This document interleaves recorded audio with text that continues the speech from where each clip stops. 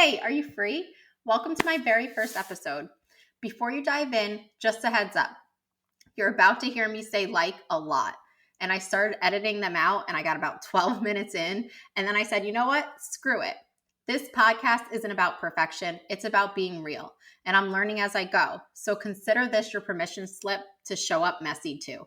In this episode, I'm joined by my beautiful friend and fellow entrepreneur, Christina Zuber-Brill, for a conversation that captures the real behind the scenes of starting something meaningful. Christina is the co-founder and soulful maker behind Hummingbird Artisan Foods, creating small batch jams with heartfelt and intention. We talk about feeling stuck, pricing our worth, and the emotional roller coaster of building a business while raising kids and growing ourselves. I'm Bryanna Mehling, founder of Bright Peak Consulting, and if you're building something big or rebuilding yourself, you're in the right place. Full links and ways to connect are in the show notes. So let's celebrate starting before you're ready, because every story starts somewhere. And here's mine. When did we start? When did we start talking about it? Because I don't remember. It feels like it's been so long. We started talking when we did our first vision board together. Remember when we video chatted and did our vision board, and I put all these pictures of kids doing fun activities and things, and I was like, watch me have a fucking baby. And then I got pregnant a month and a half later. Yeah. But I think even powerful. before Vision boards are powerful. Yeah, I think even before then, but I don't know. You're just always the person that's like, hey, we're always like, this could be a podcast episode. I don't know. It's just so cool to be able to, I don't know, have it come to fruition. I attribute this being here today to you because you have it's one thing to have the vision, which you do in spades, right? But then you have done the execution. You did all the legwork. You did all the things in order for us or for me to just log on and your next guest to log on. So I just want to say I'm super honored. Am I like your first guest, like official? Yes. Yeah, this is my first recording. You're my first guest. Honestly, I'm here going, how do I let Christina know that we're just going with it? Like, this is going to be the podcast. We're just going to go. I'm going to build an intro and but I feel like we needed that to happen, right?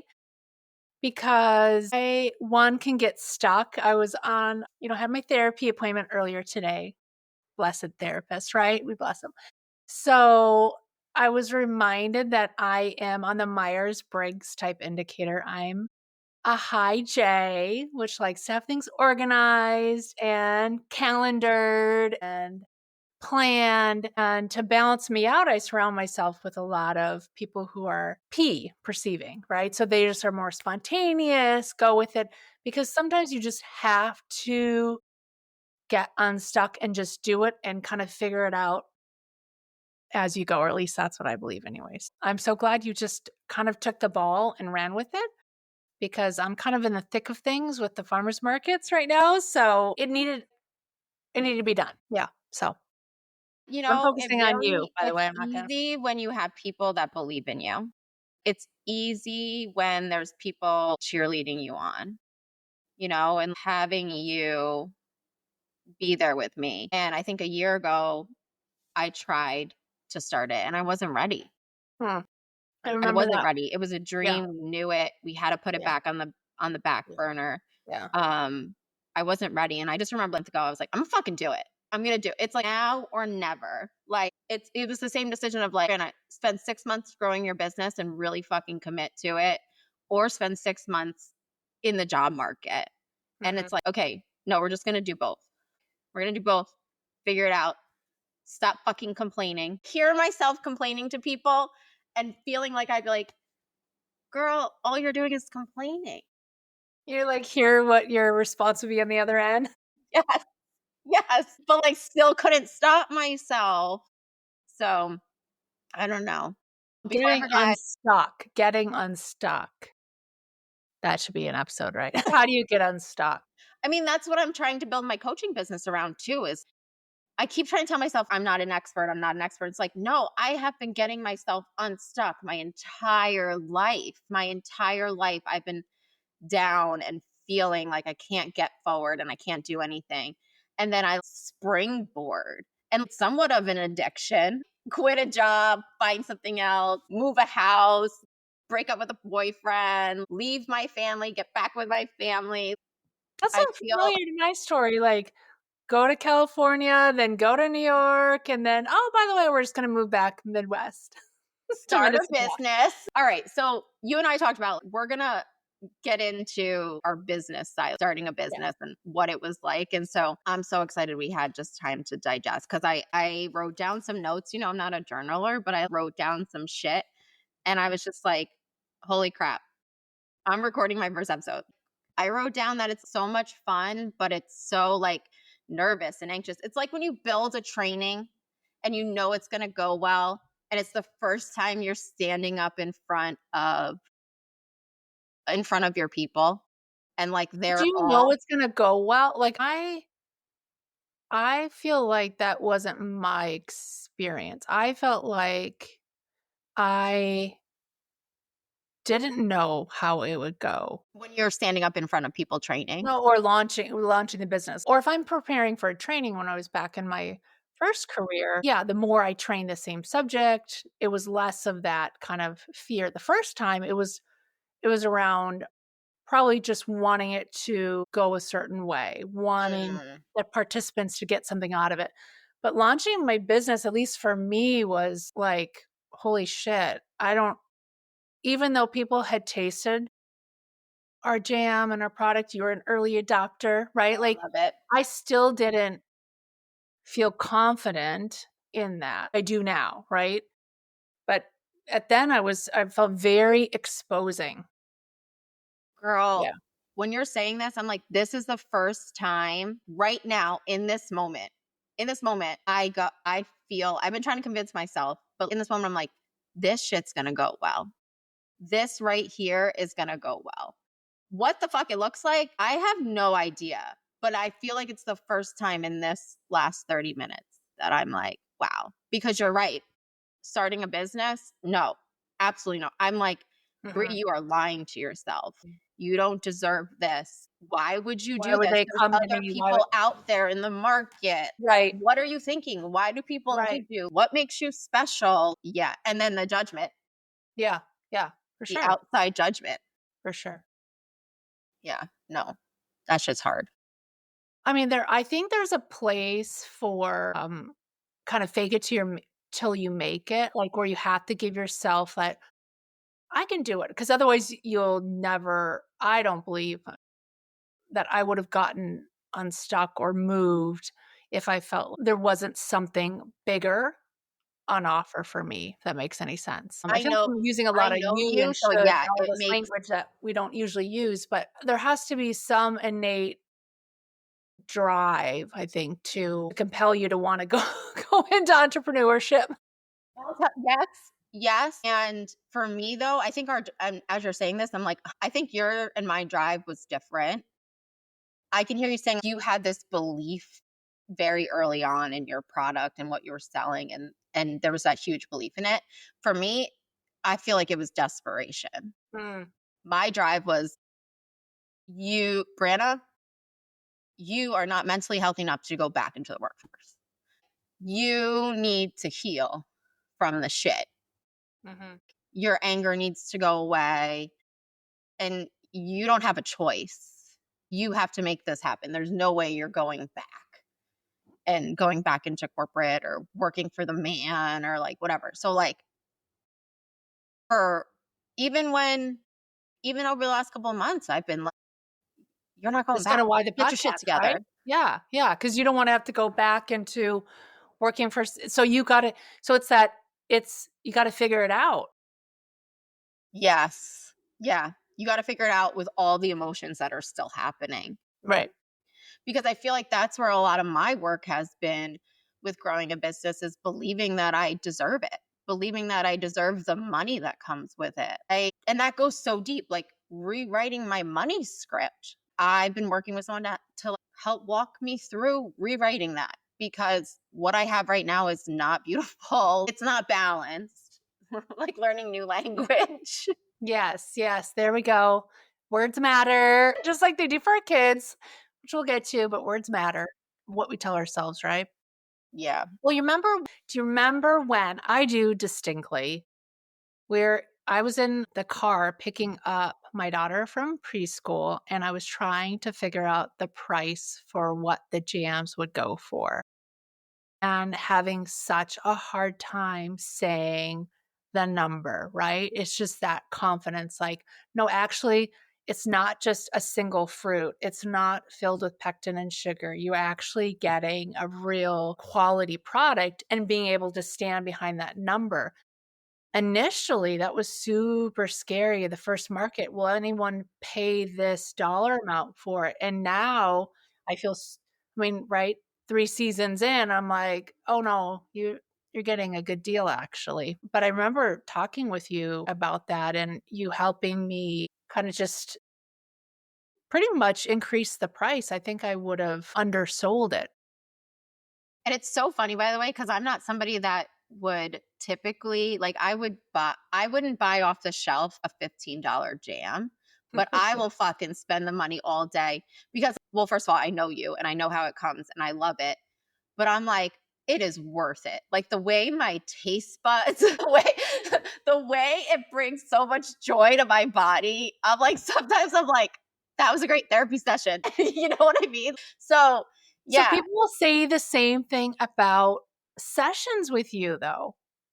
Well, when you They'll brought that up, I literally am like, that's one thing that keeps holding me back is I can't get comfortable with the price of what I'm offering. Like you said, I don't feel comfortable saying it. I am waiting for judgment or questions. I don't feel I have a backbone. And so that's what I've been working on the last month. And I feel like I'm getting there.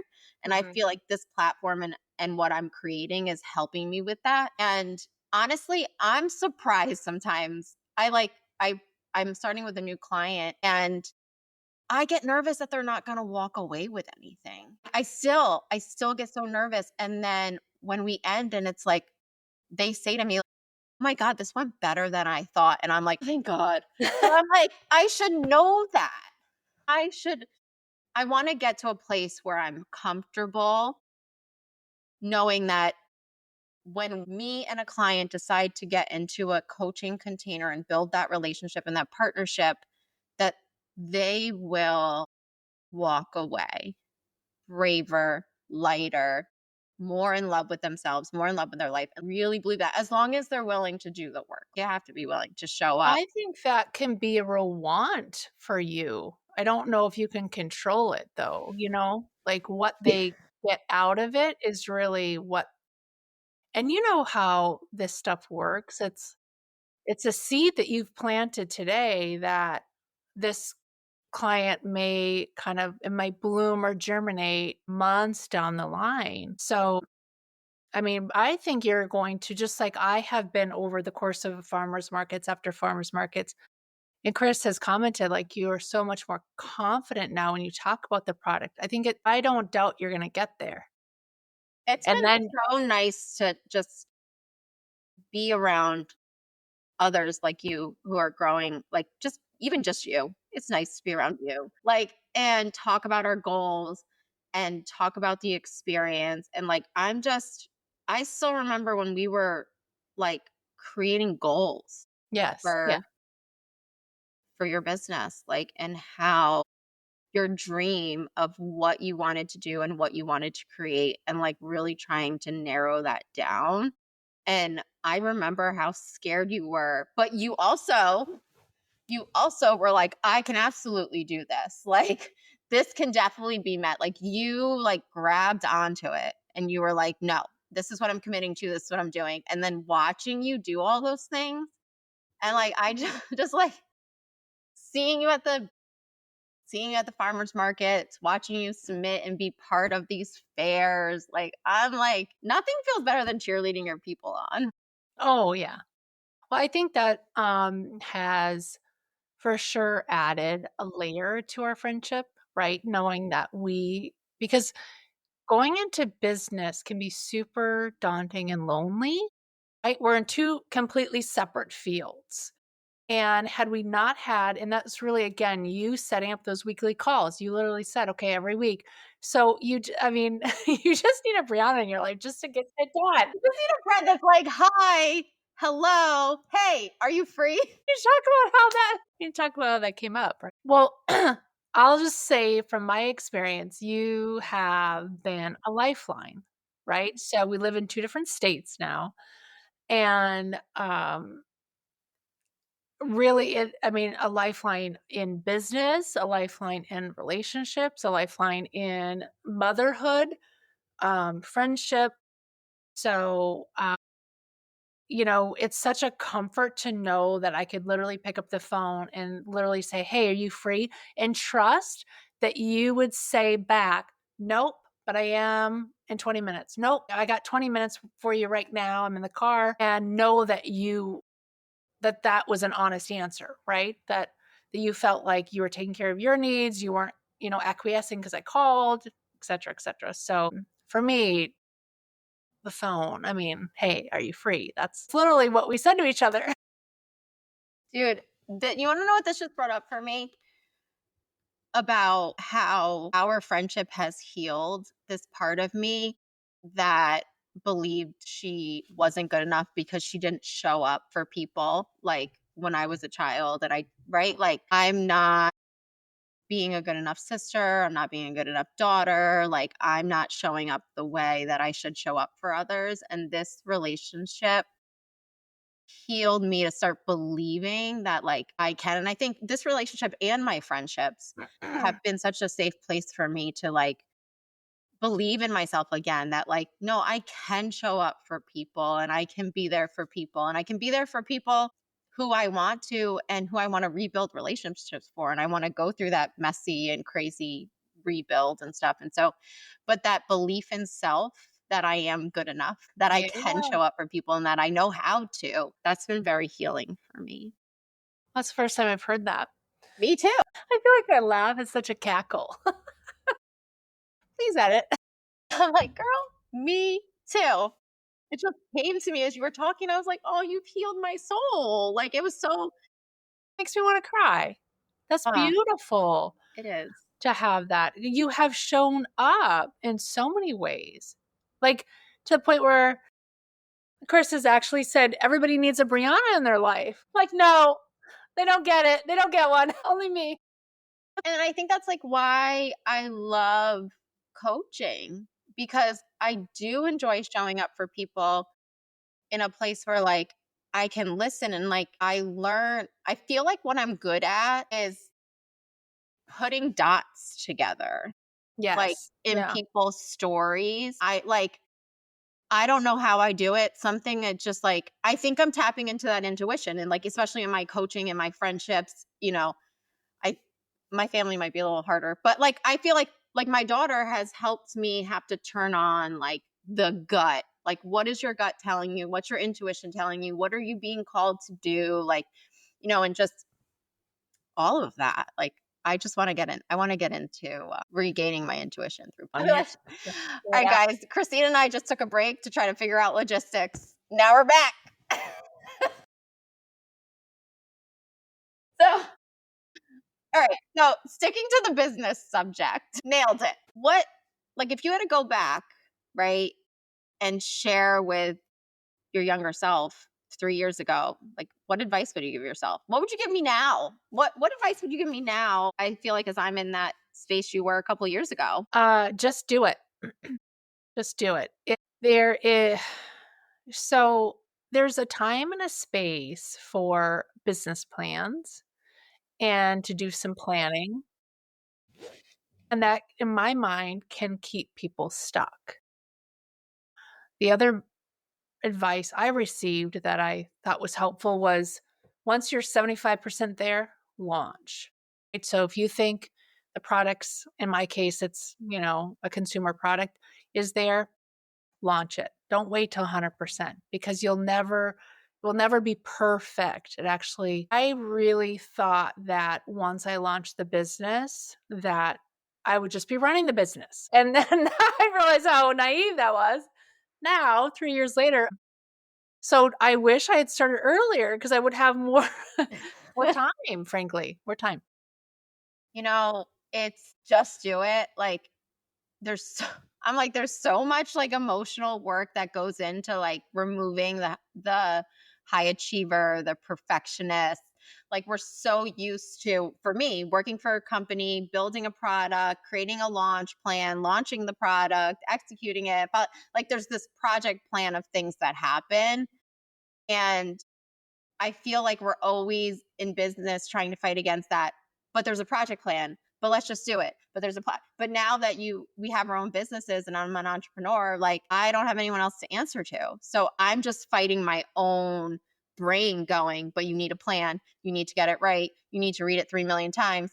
You have to make sure it sounds actually perfect. If you don't get it right, people are going to judge you. And it's like, no, just do it. Just get started. Make mistakes. Have fun. I feel like when you let your brain go in that manner, like you lose some of the fun of it, which has been, honestly, the last month has been pretty exciting for me. I think that you hit on something really important, which is to be okay with failure, be okay with not getting it right. Basically, you're building the plane while it's going and having fun. Cause that's kind of like this year, I'm like, I want to have fun at the markets. I don't want to be so worried about how many of this flavor we're selling versus another. I actually just want to make jam, have it taste good, and really talk to customers. So I think, I feel like if you get hung up in all the planning, you'll never execute. So I'm kind of being repetitive there. However, you and I both have a logic side of ourselves, and that does come into play, right? So in my case, who else is making the same product in the area? So there was some of that done, right? And what are they selling it for? And what flavors do they have? And similar for your space, right? So you're not kind of just doing it in a vacuum, I guess I'm saying. You're not doing it with blinders on. But I know in my case, I was way more worried about people's perception. Like now they know my dream's out there. And if I fail, oh my God, what are they going to think? I'm a failure. And I have less of that now because I think there's so much courage just to get to this point. I wrote it down, failure. Like I want a different word. Like I want to never use that word again because while it's light to say like just go through the failure, it still has this like negative connotation that we're human, so we have judgment around that, right? And it's just like it what the hell is failure? Like it's more, failure feels to me is like a definitive point, Mhm. where instead of being like, "Oh, that didn't go how I wanted it to, so I'm going to try something different." And like just making decisions with the information we have and then seeing what happens and then going, I'm going to do this differently.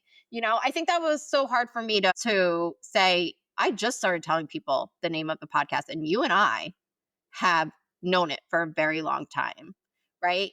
And so just being able to be like, hey, are you free?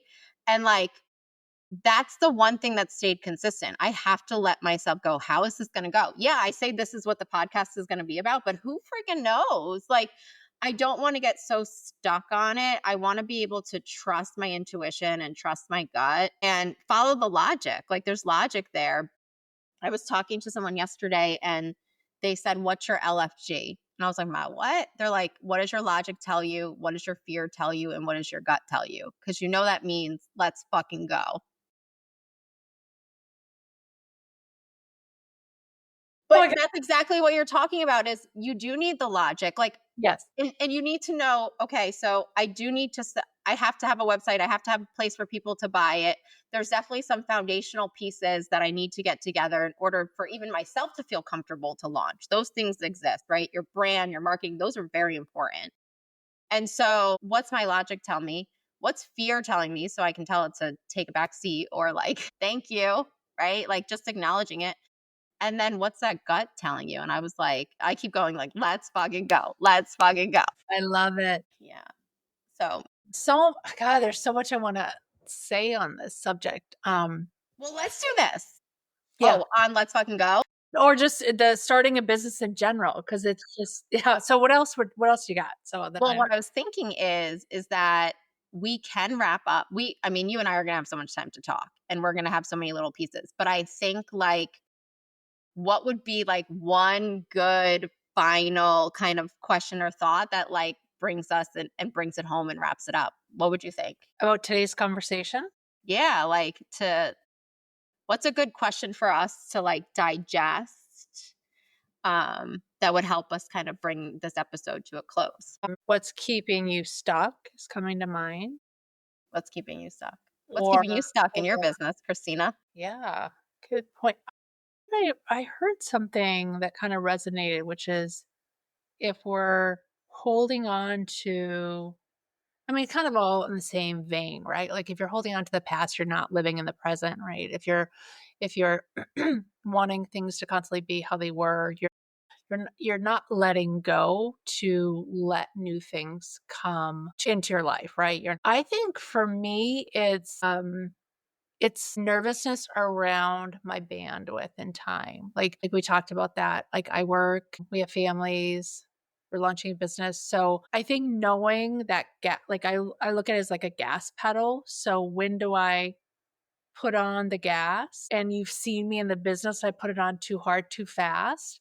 And I went over my skis, a different analogy, but like I hurt my back, right? And then I had to pull out of that market. So physically it really took a toll. And so I think for me, what's I have fear about is, did I sign up for too many markets? Can I actually do it and still have a summer and right? Have, the family stuff. And so that's where I'm feeling a bit stuck right now. Is I don't know what that looks like. Maybe I'm looking for that perfect answer of what all that would look like, and I don't know what that is. You know what just popped in my head was like, I've been through a couple seasons with you and you always have a plan and the universe always like just jostles it. Always. Like, I don't know if there's been, you call me, you're like, this just happened. And I'm like, what? Like, you were like, we had this plan. This is what we're going to do. Because I feel like in the beginning of every season, it's actually the same. You've tried it. You've tried, like, let me just do whatever and free flow it. Let me plan it. Let me structure it. Let me build Excel spreadsheets. Like, and it just goes up awry. And you, like, in the middle, have to juggle and just kind of throw what you thought out the window and, like, learn that. And so I wonder, like, how do you prepare for that? Yeah. The shit unraveling. Yeah, like the emotional work of like, you know, I'm going to have a plan, but most likely 60% of it's going to shift. So what do I need to do to prepare? Yeah. I don't know. It's a great question. Well, when you figure it out, we'll do Yeah. another episode. Yeah. Learned. How about you? What's keeping me stuck? Well, if that's what resonates with you, you've got a lot of momentum going on Yeah. over. Maybe. Right now in this moment, like I feel good. Like I feel like this is such an awesome way for me to connect with people. And I keep saying, like I said to my husband, I was like, the last 3 years have been the best 3 years of my life. And of course, he's like, yeah, duh. Like, Yeah, duh, Lord. great, you know? And so I'm just like, one of my favorite things that I've been doing is networking. And as much as like, I don't like to walk in a room and network. Like, I like when I know people, I'm in a room, like, love it. It's my favorite spot, but new, it feels uncomfortable. But I've been meeting new people, reconnecting with old people. Like, that's been my favorite part of the last couple of years as I've been exploring, like, what I might want. Like, I call it my research phase. I feel like I've been in my research phase for a really long time where I'm like, hey, I want to know you. Hey, can we, like, so I feel like this platform really gives me the place to connect. And I was called my husband before you and I got on, and I was sharing this with him, and he's like, Michael, he like goes down a list. He's like, can BS with the best of them and like come up with all this stuff. But one thing he said that I wrote down says, he's like, yeah, you get to go talk out loud like you like to do. Yeah, I do. Like, it just feels so good. And just, I am learning to believe that there are so many people in this world. And so my limiting beliefs or my vision of what I feel is possible it doesn't exist in that way. Like there's this being out in the ether, in the podcast ether, like who knows what's going to come with it. Like it's so cool. And like just tapping into, if I keep moving in this momentum, it will keep moving in this momentum. Like energy attracts like energy. And I'm like, I'm keep trying to do the work to keep my energy levels where they are right now, in the excitement, in the joy, in the like love of connection. And so, yeah, I'm going to come down, right? Like I'm like day 1 of my period and I can't even believe I'm still feeling like this. Like I will crash at Yep. some It point. can happen. Yeah, but I think I'm just like really leaning into trust, and trust in myself and my vision and my belief, and trust that, again, my energy, what I put out there, is going to attract what I'm looking for. Trust that, abundance can mean so much financially, in relationships, Connections, in love. Say that again. connections and community. Yeah. Yeah. So I don't know. I'm so excited. So is the trust, would you say talk to me about trust and intuition and how they're related or not? Because you've talked about intuition a bit today and wanting to trust that more. So where is this trust that you're getting? Where's that coming? Girl, let's say goodbye right now, and Yeah. then let's record another episode. Yeah. All right, friends. Christina, thank you so much. I love you. I cannot wait for you to do this with me. Like you once a month you're recording, minimal. I can't wait to see where this goes for you. I'm so proud of you. I really am. Thanks, friend. And Yeah. thanks for listening. Love No. you. Thanks so much for being here with me today. It means the world. This conversation with Christina is just the beginning, and I hope it left you feeling a little bit more seen, a little bit more inspired, and a whole lot less alone. And guess what? We're not done yet. Part 2 of our conversation is coming soon, and we go even deeper into intuition, trust, relationships, and the stories we carry. You do not want to miss it. If this episode spoke to you, share it with a friend, leave a comment, follow the show, do all the things. It helps more than you know.